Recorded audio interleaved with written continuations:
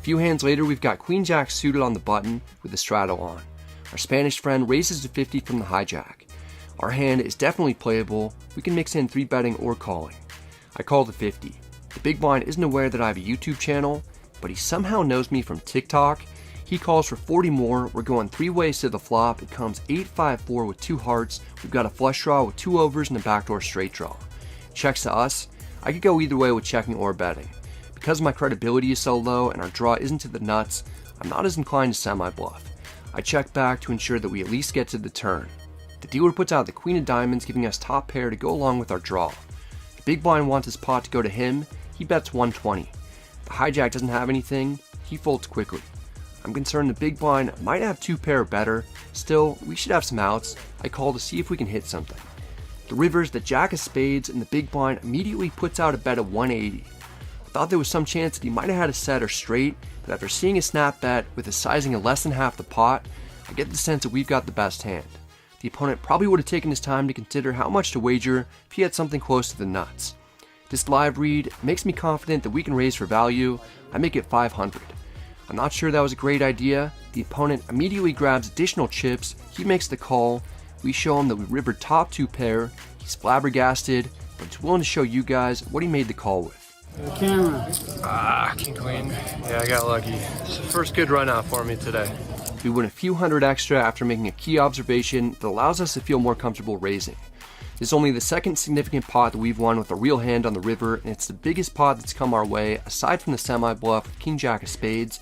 But even with this one, I'm still stuck 3,500. Getting back to even may not be feasible anymore. Hopefully I can at least limit the damage to make it a more respectable loss. 2.5 hours later, we're dealt 8-7 suited under the gun.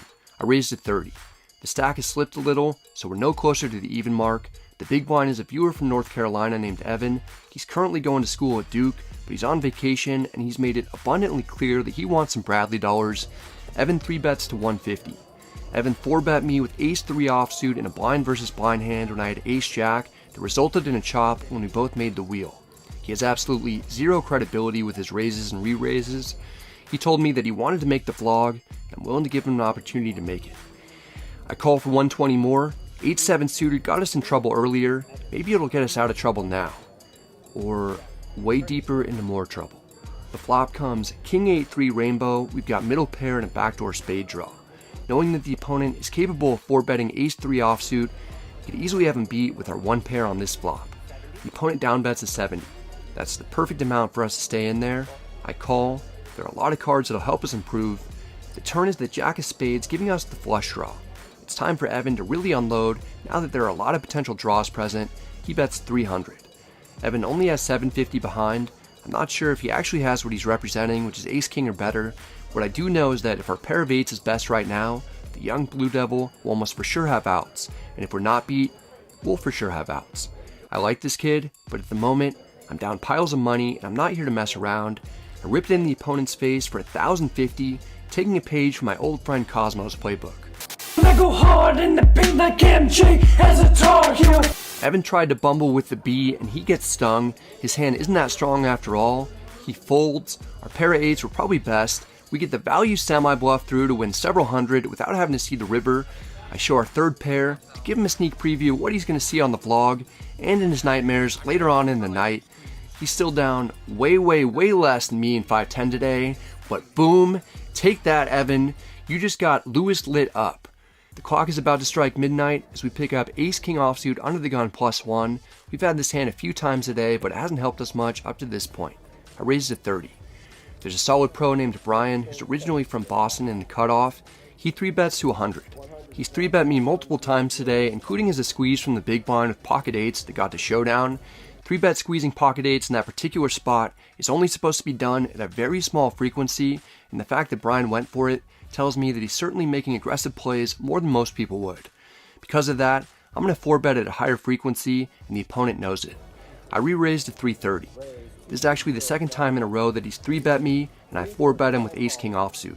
On the other hand, he folded quickly and it didn't get to showdown. He may be tired of me 4-betting. He 5-bets to 700.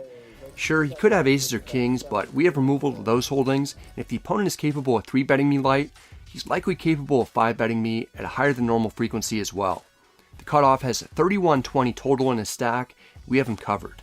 There are multiple combos of ace-4 and ace-5 suited that he might be doing this with, in addition to the 9 possible combinations of ace-king that he could have that we're tied with. With an ace and a king accounted for, there are only 3 combinations of each of those holdings that have us in bad shape, and really only aces have us completely crushed. We still have a 30% chance of winning against kings. I don't want to call and play a huge pot out of position. I want to force the cutoff to make the tough decision if we're both holding the same cards, which we probably are. On all of them.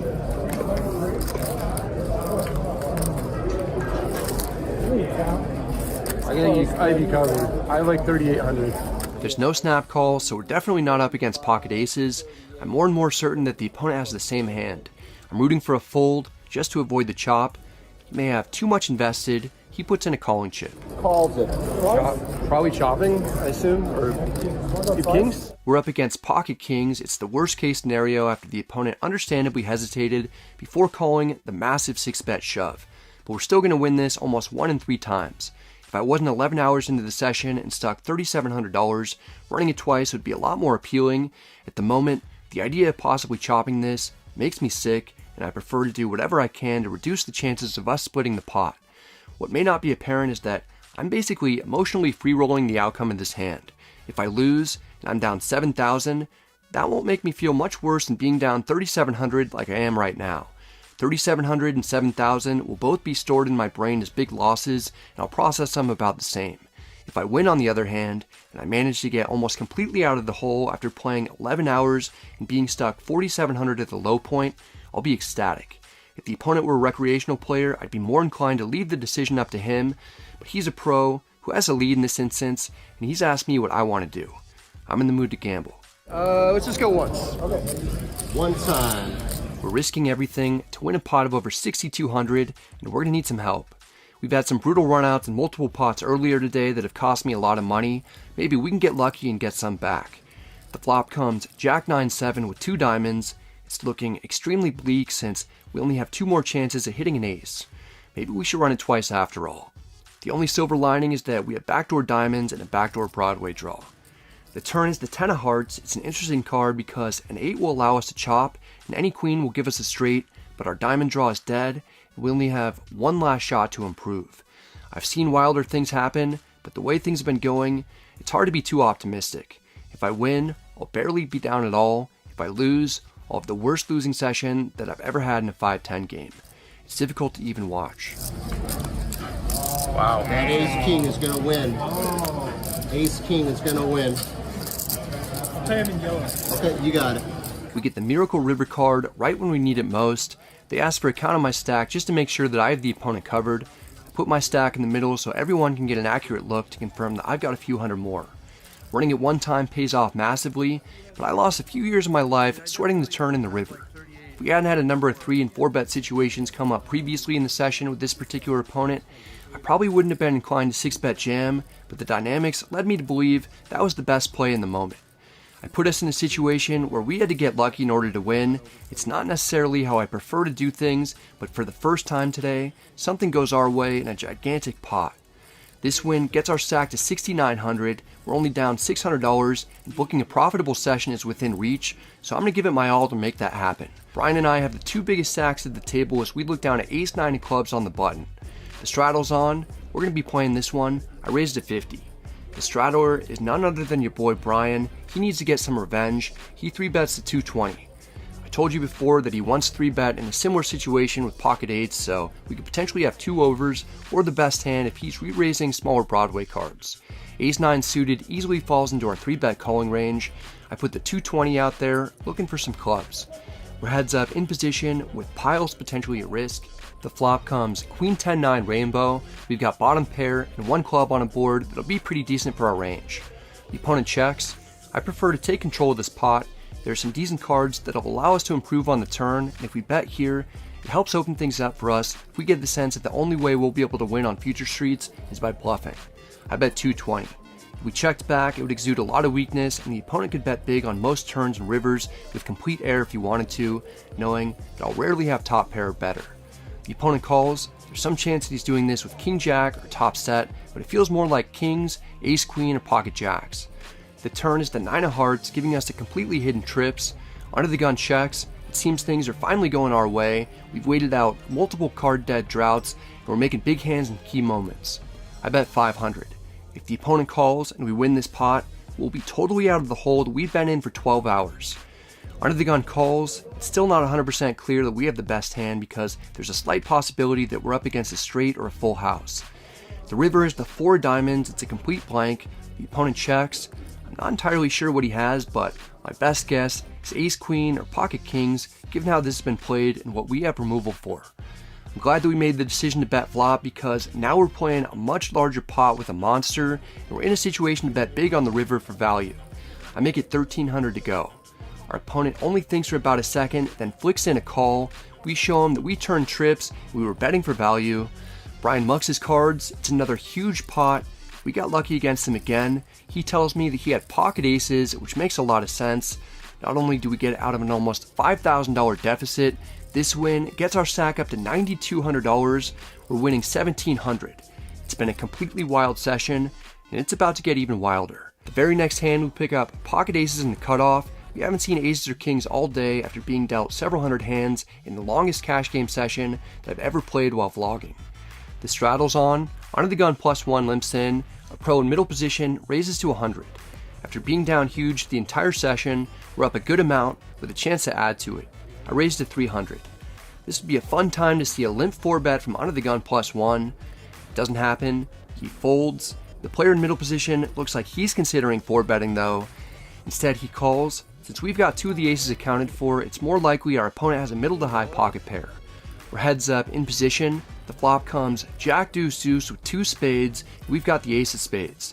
As long as the middle position player doesn't have pocket jacks, we should have a commanding lead. The opponent checks. There's not really anything to worry about. I down bet to 230 to keep in as many combinations from the opponent as possible. In the off chance that we're up against a flopped full house, the small bet allows us to keep the pot more manageable while we retain control as well. The opponent calls. You could still have a number of worse pocket pairs or other combinations that are drawing slim. The turn is the queen of spades. We pick up a flush draw, but it's not significant since we already beat every other 2-pair hand anyway. The middle position player checks. I don't like seeing the queen out there for a variety of reasons. In a 3-bet pot, it's more likely that the opponent could either have jacks full or now queens full. But even if the opponent doesn't, worse hands like 10s, 9s, and 8s are all downgraded to 3rd pair. Plus, the opponent would have to be worried that we could have a flush in addition to full houses, over pairs, and top pairs. There just aren't a ton of worse hands in the opponent's range that will be willing to call a bet, and we might be beat, so I check back for pot control and to induce bluffs. The river is the 6 of clubs. It's a blank. The opponent is grabbing chips. He goes with a fairly big sizing in 900. We're mostly just beating bluffs, but we played the hand passively post-flop, and our hand is under-repped. With the ace of spades in our hand, we don't need to be too concerned about being beat by a flush. If the opponent doesn't have queens or jacks, we should have the winner. I call. It's not too surprising to see that the opponent flopped a full house with pocket jacks. Our check on the flop saves us money. I show that pocket aces get cracked in back-to-back hands at the table to lose a few very big pots. For about 30 seconds, we had a nice profit on the session and some wiggle room, but we lose the majority of that immediately. We're still up, only barely though, and I don't want to risk booking a loss after how hard we fought for a win. It's time to rack up.